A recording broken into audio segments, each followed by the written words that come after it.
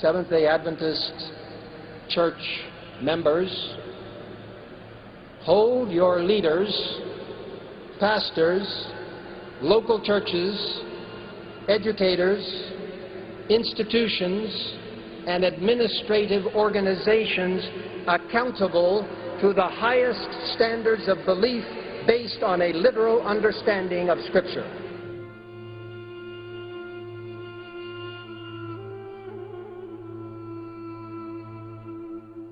And I grew up going to Sunday school and vacation Bible school. And when I went to vacation Bible school and Sunday school, they taught me about the Sabbath day. And there was a great debate going on at that time as to what day was the real day to worship God.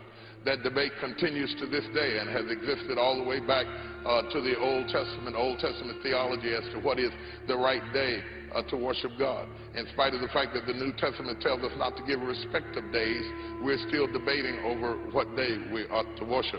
I had run into some good friends as a young man that were seven-day Adventists, and I still have a lot of friends who worship the Lord on Saturday, which technically is the Sabbath day.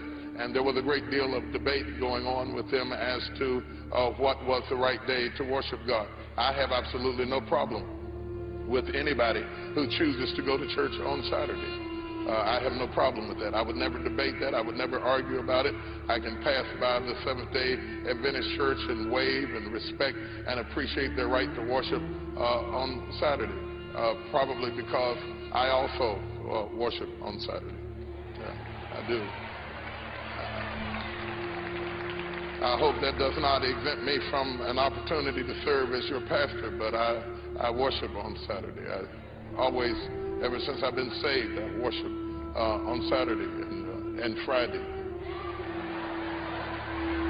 and Thursday, and generally on Wednesday too, and Tuesday and Monday as well, and Sunday also. I worship on Sunday. I don't have to come to a building to be in worship.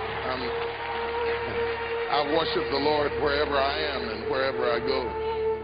But there's a great deal of debate about it, and I can remember that my Sunday school teacher took me to the New Testament and showed me a scripture in the book of Acts that it said on the first day of the week they came together in the book of Acts, and she did that to make me understand that she said that the New Testament Sabbath was Sunday, and that it was the New Testament Sabbath because it was a new beginning, and that Christ rose from the dead on the third day, and from the New Testament forward we should worship on Sunday. And while I respect that reasoning and that philosophy, I certainly fall short of making a doctrine out of that, because I think that there is a deeper revelation. There's a deeper revelation. If you'll bear with me a few minutes, I'm going to pull a couple of threads and share some things with you that I think will be helpful to you. A couple of threads and a couple of threads and a couple of threads and